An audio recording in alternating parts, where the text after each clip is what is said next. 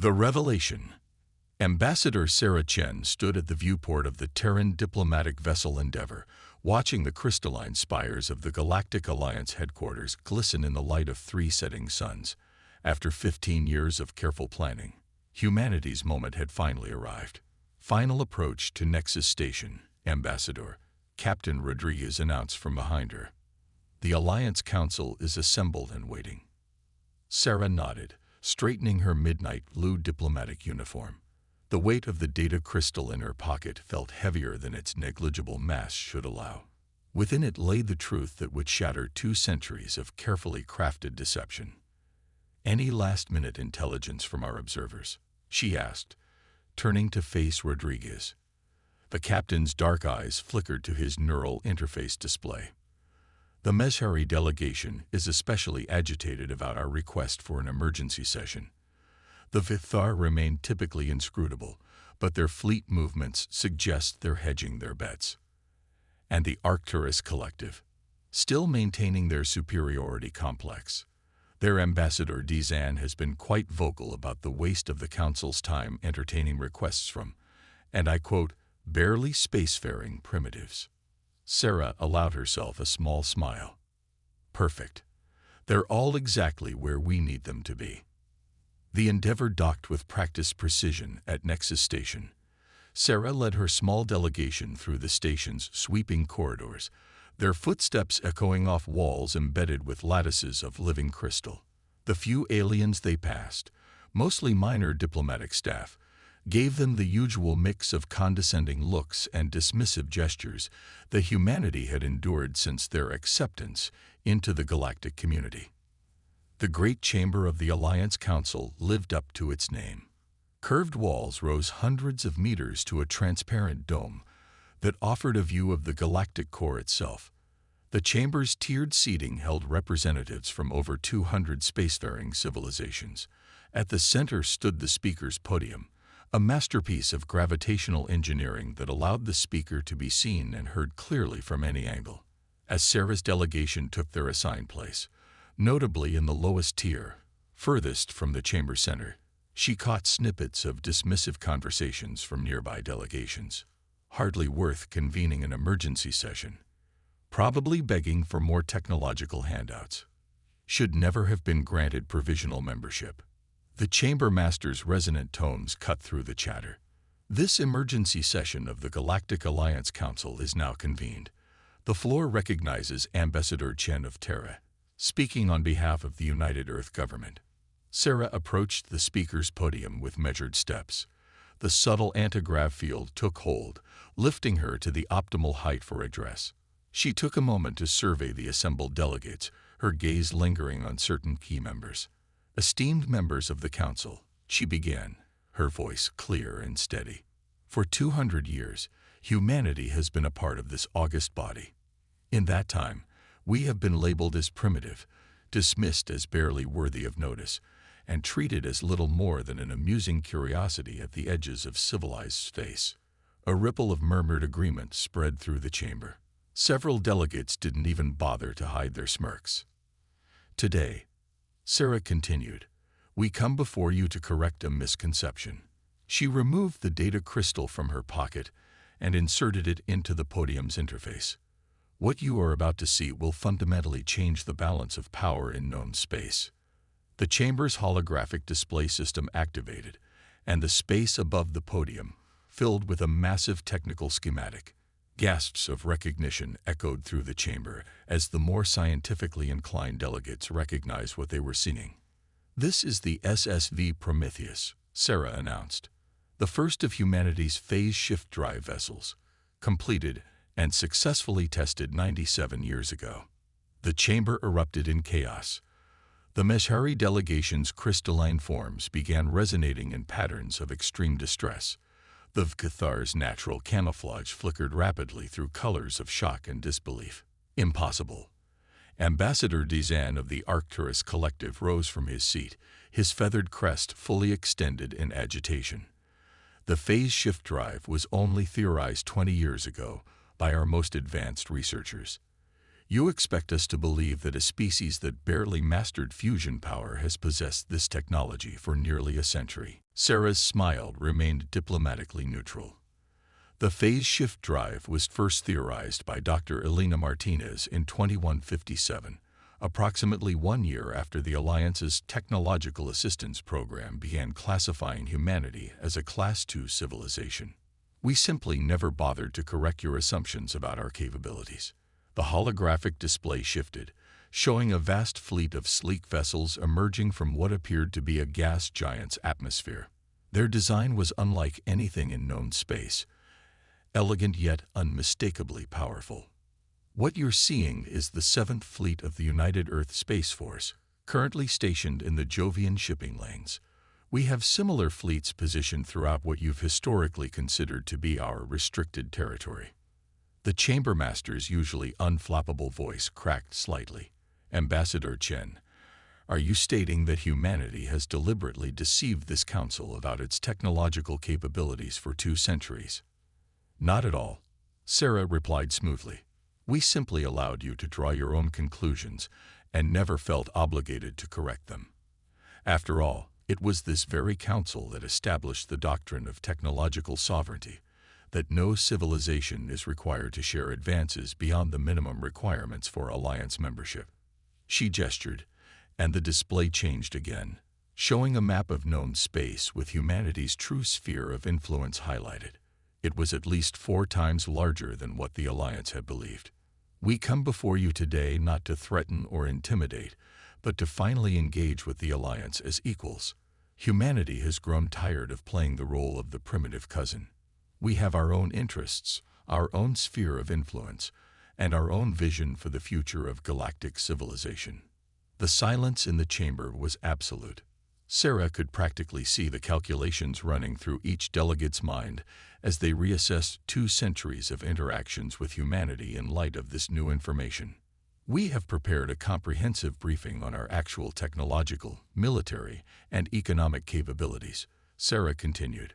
We believe this will facilitate more productive discussions about humanity's role in the Alliance moving forward, and perhaps serve as a reminder that appearances can be deceiving. As she stepped down from the podium, Sarah caught a glimpse of Ambassador Dizan's expression. The Arcturian's feathers had shifted to the deep blue of profound embarrassment, the same color they had displayed when dismissing her request for trade concessions just last month. The Chambermaster called for a recess, but few delegates moved to leave. Most sat in stunned silence, still staring at the fleet display above the podium.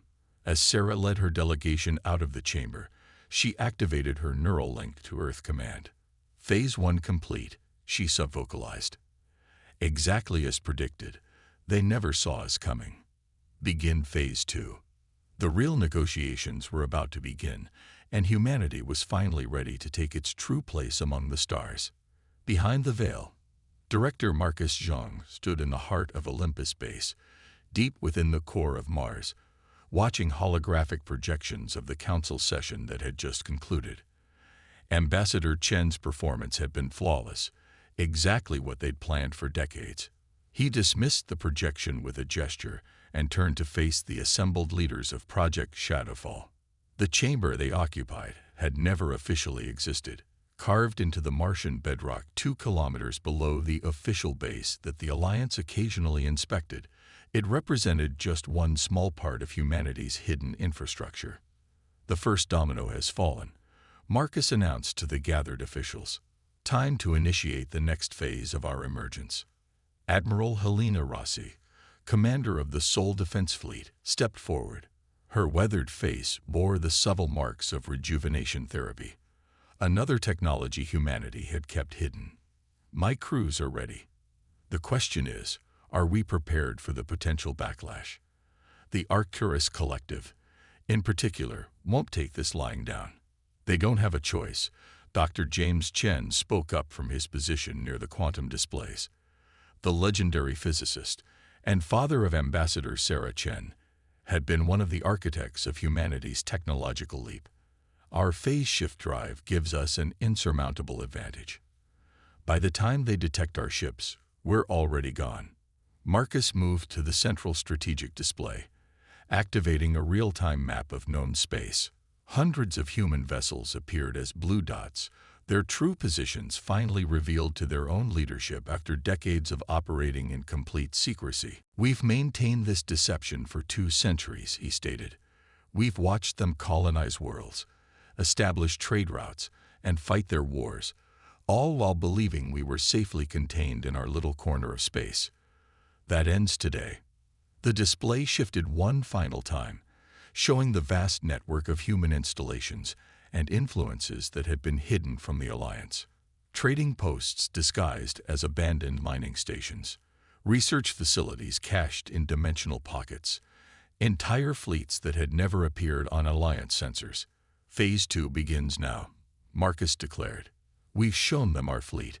Now we show them our reach. Admiral Rossi, initiate Protocol Daybreak." Throughout human space, hidden installations began powering up.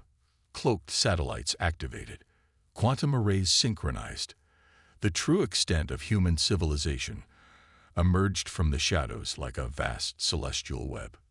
"The Alliance believed they were guiding our development," Marcus said, his voice carrying the weight of centuries of preparation. "In reality, we were studying them, learning their weaknesses, understanding their limitations, not for conquest, not for revenge, but to ensure humanity would never be truly vulnerable to an alien power." Dr. Chen's quantum displays showed the rippling effects of their revelations spreading through Alliance space. "The question now isn't whether they'll accept our new status," he said quietly. "The question is whether they'll understand why we did it." "They don't need to understand," Admiral Rossi replied. "They just need to respect it." Marcus watched as the first reports of Alliance military movements began coming in. Everything was proceeding exactly as their simulations had predicted. Humanity had hidden in plain sight for 2 centuries, building their strength, preparing for this moment. The game of shadows was over. The era of truth had begun. Lines in the stars. The Arcturus Collective's war room hummed with nervous energy as Supreme Commander Vax Trill reviewed the latest intelligence reports. His iridescent feathers rippled with patterns of concern as holographic displays showed the true extent of human influence throughout the sector. "How did we miss this?" he demanded, talons clicking against the crystalline floor. An entire shadow network of bases, trading posts, and technological developments right under our sensors. His chief intelligence officer, Callan, shifted uncomfortably. "They used our own assumptions against us, Supreme Commander. Every time we detected an anomaly, they provided a plausible, primitive explanation. We never thought to look deeper because we believed our own propaganda," Vax Trill finished bitterly. "We saw what we expected to see, a young species stumbling their way into the galactic community." On the other side of known space, in the crystalline chambers of the Mezhari consensus, a very different conversation was taking place. The Mezhari, silicon-based beings who communicated through resonant frequencies, vibrated with excitement rather than fear. First Resonator Zeix addressed the consensus chamber. "The humans have demonstrated exactly the kind of ingenuity and strategic thinking we've long sought in potential allies. Their deception, while concerning, shows a level of sophistication that could complement our own capabilities." In the shadows of the chamber, a darker resonance replied, "Or replace them entirely. Have you considered that humanity's emergence might not stop with military technology? Their quantum engineering could revolutionize our entire way of life, or render it obsolete." Meanwhile, aboard the Terran diplomatic vessel Endeavour, Ambassador Sarah Chen was conducting a very different kind of meeting. The ship's secure conference room held representatives from some of the Alliance's smaller powers, species and civilizations that had long chafed under the dominance of the major factions. "The balance of power has shifted," Sarah stated plainly. "Humanity offers an alternative to the traditional power structures. We're not interested in dominance. We've had 2 centuries to attempt that if it was our goal. What we're offering is partnership." The Nyx delegate, a being of living shadow, rippled thoughtfully. Your emergence changes everything. The Arcturus Collective's monopoly on advanced propulsion technology, the mesh-area control of quantum communications, all suddenly in question. Precisely, Sarah smiled. And we're willing to share certain technologies with proven allies. Not as charity, not as leverage, but as equal partners in building a more balanced galaxy. Back in the Arcturus Collective's war room, Vax Trill was reaching a decision. We can't allow this disruption to go unchallenged. Prepare the 7th Battle Group for Supreme Commander. Catelyn's feathers flashed urgent warning patterns. We're detecting quantum signature spikes throughout the sector. The humans. They're already here. The holographic display updated, showing dozens of previously undetected human vessels emerging from quantum shadows. They had been there all along, hidden in plain sight by technology the Collective hadn't even known existed. In orbit around Earth, Admiral Helena Rossi received the reports with grim satisfaction. The Collective's fleet is mobilizing exactly as predicted. Inform Director Zhang that Phase 3 is proceeding on schedule. Deep within Mars Base, Marcus Zhang studied the complex web of reactions playing out across known space. Some species were retreating, pulling their forces back to defensive positions. Others were reaching out diplomatically, seeking to establish new relationships with this suddenly revealed power. And a few, like the Arcturus Collective, were choosing a more aggressive stance. They're reacting exactly as the sociological models predicted, Dr. Maria Santos observed, studying the patterns of response. Fear, opportunity, aggression, all playing out along established psychological lines. With one crucial difference, Marcus replied. For the first time, they're reacting to the real humanity, not the facade we maintained for 2 centuries. The Cathar, masters of stealth and deception, were perhaps the only species truly appreciating the magnitude of humanity's achievement. In their hidden enclaves, their leadership analyzed every detail of the 200-year deception with professional admiration. They didn't just hide their technology. Shadowmind Corel observed to the Cathar Council. They hid their true nature.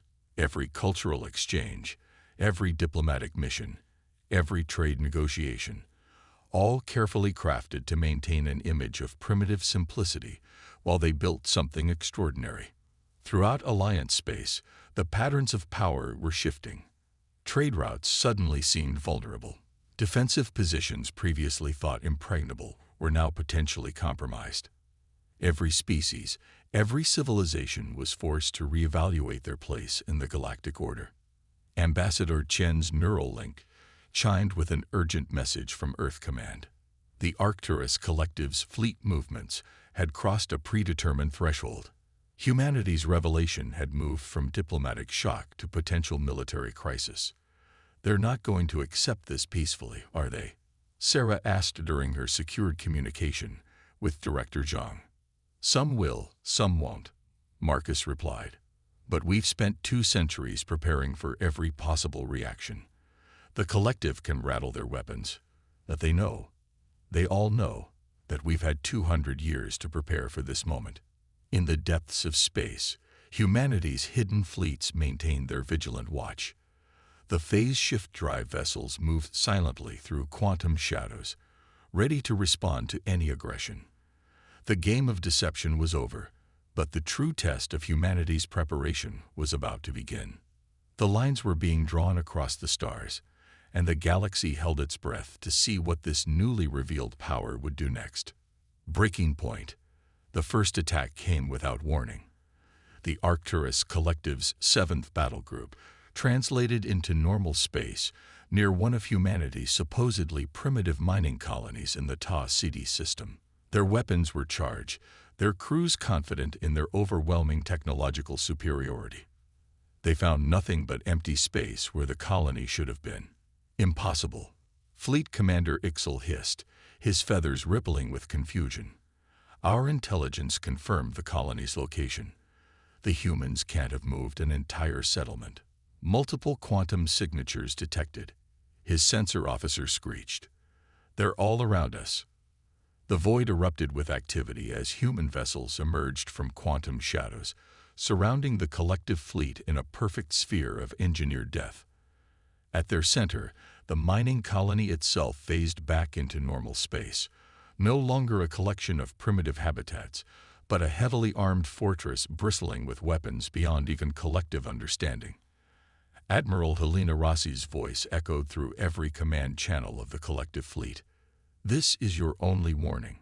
Stand down and withdraw, or face the consequences of your aggression." In the Mars Command Center, Director Zhang watched the confrontation unfold through quantum-entangled feeds. Status of civilian evacuation complete, Dr. Santos reported.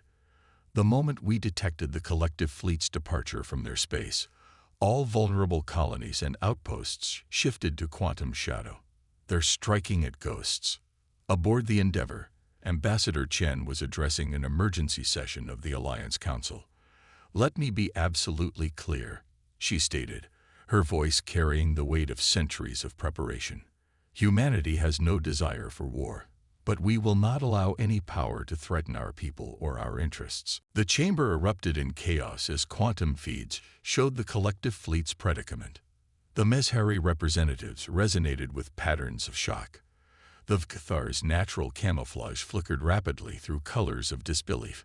In the Tav Ceti system, Fleet Commander Ixel made his decision. "Open fire. Show these upstart primitives the true might of the collective." Energy weapons and graviton torpedoes lashed out at the human vessels. Every shot passed harmlessly through quantum shadows as the targeted ships shifted slightly out of phase with normal spacetime. The return fire was devastating in its precision. Quantum-tipped missiles bypassed shields that the collective had believed impenetrable. Phase-shifted energy beams ignored defensive screens as if they didn't exist. The mighty warships of the 7th Battle Group found themselves being systematically disabled by weapons they couldn't even fully detect, let alone counter. "This is impossible," Ixel whispered as his flagship's systems went dark. "Our technology, our superiority, was based on a fundamental misunderstanding of physics." Admiral Rossi's voice replied calmly through his ship's failing speakers. "While you focused on manipulating spacetime, we learned to step outside it entirely. While you built bigger weapons, we made ours smarter. The universe is far stranger than your science assumed, Commander." Throughout Alliance space, quantum feeds broadcasted the one-sided battle. Species that had dismissed humanity as primitive watched in stunned silence as their most advanced weapons proved useless against human quantum technology. In the Mars Command Center, Director Zhang received updates from across human space. The collective's simultaneous strikes against other human targets had met similar fates, their mighty fleets finding nothing but quantum shadows and overwhelming response. The Mezhari consensus is officially withdrawing support from the collective's action, Dr. Santos reported, monitoring diplomatic channels. The Vkathar are declaring neutrality. Smaller powers are already reaching out through back channels, seeking protection or alliance. Ambassador Chen's voice came through the quantum link. "The Council is in chaos. The collective's representative is trying to claim this was an unauthorized action, but no one's buying it. More importantly, the power blocks are fracturing. We're seeing exactly the realignment we predicted." In Tav Ceti, Admiral Rossi addressed the defeated collective fleet. "Your ships are disabled but intact. Your crews are unharmed. We could have destroyed you at any time, but that was never our goal. You will be escorted back to collective space by our vessels. Consider this a lesson in the dangers of assumption." The battle, if it could even be called that, was over in less than 30 minutes. The mighty 7th Battle Group, pride of the Arcturus Collective, limped home under the watchful eyes of human ships that could have destroyed them at any moment. But the true impact was just beginning to ripple through the galaxy. Every species, every civilization was suddenly reevaluating everything they thought they knew about humanity and their place in the cosmic order. In the Mars Command Center, Director Zhang allowed himself a small smile. "Begin Phase 4. It's time to show them what partnership with humanity really means." Ambassador Chen's quantum feed showed her standing before the Alliance Council once again. What you've witnessed today was not a demonstration of human military might, but a reminder of human potential. We spent 2 centuries watching, learning, and preparing, not for war, but for this moment. The moment when we could finally step out of the shadows and help build a truly balanced and prosperous galaxy. She paused, letting her words sink in. The question now is not whether humanity deserves a place at this council. The question is whether this council is ready to embrace a future where no single power can dominate through force alone. A future where technology serves understanding rather than conquest. A future we can build together. The silence in the council chamber was absolute. The old order was crumbling, and in its place, something new was about to emerge. Humanity had revealed not just their technology, but their vision for the future of galactic civilization. And now, finally, they had everyone's attention. New dawn. 1 year after the Tau City incident, the galactic landscape had transformed beyond recognition.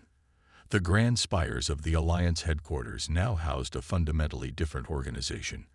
Where once stood monuments to the dominant species' achievements, new installations celebrated cooperation and shared discovery. Ambassador Sarah Chen stood in her new office, one that reflected humanity's elevated status. Through the quantum-enhanced viewport, she could see ships from dozens of species moving through the nearby space lanes, many of them incorporating human technology freely shared with new allies.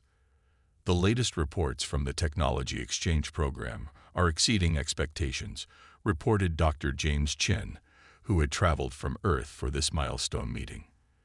The Meshari have already integrated quantum resonance principles into their communication networks. The Vgthar's stealth systems are now operating at twice their previous efficiency. And the Arcturus Collective? Sarah asked, though she already knew the answer. Still maintaining their distance, but their new leadership is showing signs of pragmatism. They've accepted our offer of limited technological exchange under Alliance oversight. Director Zhang's hologram materialized in the office, his presence transmitted instantly through humanity's quantum network. The transition is proceeding faster than our most optimistic projections. It turns out that 2 centuries of careful observation gave us insights into species psychology that even they didn't possess. Sarah moved to a holographic display, showing the new trade routes and diplomatic connections forming throughout known space. Where once power had been concentrated in a few dominant species, now it flowed through a complex web of partnerships and mutual dependencies. The key was never the technology itself, she mused. It was understanding how to introduce it in a way that encouraged cooperation rather than competition. Through the quantum link, Admiral Rossi's voice joined the conversation. The defense initiatives are evolving as well. Former rivals are now conducting joint exercises with our fleet. They're learning that shared security is more effective than individual strength. The display shifted to show the first graduates of the new Alliance Academy, young officers from dozens of species training together, sharing knowledge and perspectives that had been jealously guarded for generations. There are still challenges, Dr. Santos added, her hologram joining the others. Some species resist the new order, clinging to old prejudices and power structures. But they're finding themselves increasingly isolated as the benefits of cooperation become clear. Director Zhang nodded. We expected resistance. That's why we spent so long preparing not just our technology, but our approach to sharing it. Every advancement we reveal comes with a framework for its responsible use.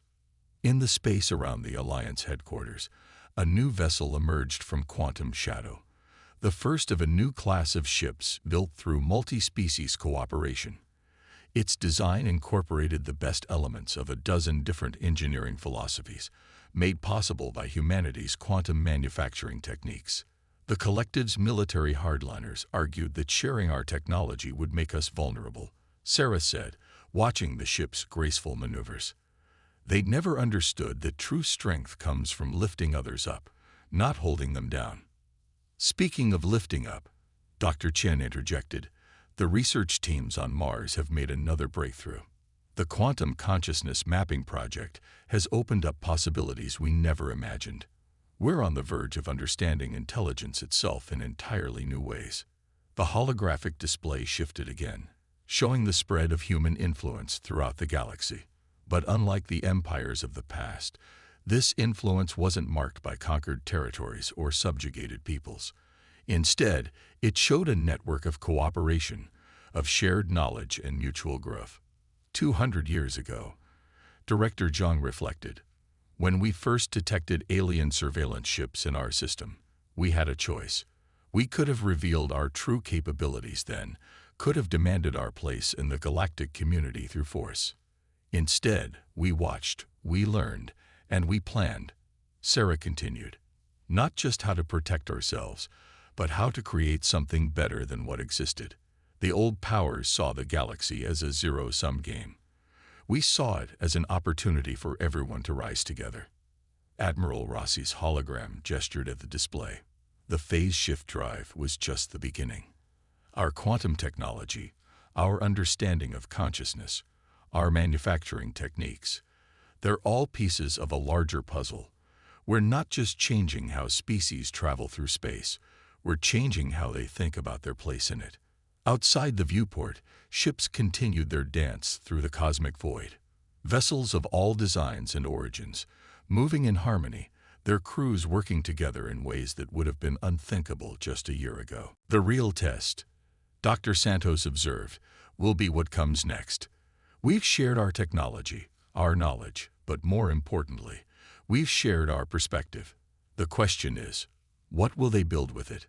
Sarah smiled, watching a group of young diplomats, human and alien alike, engaged in animated discussion in the garden below her office. They'll build what we've always hoped they would, a future that's better than anything any single species could create alone.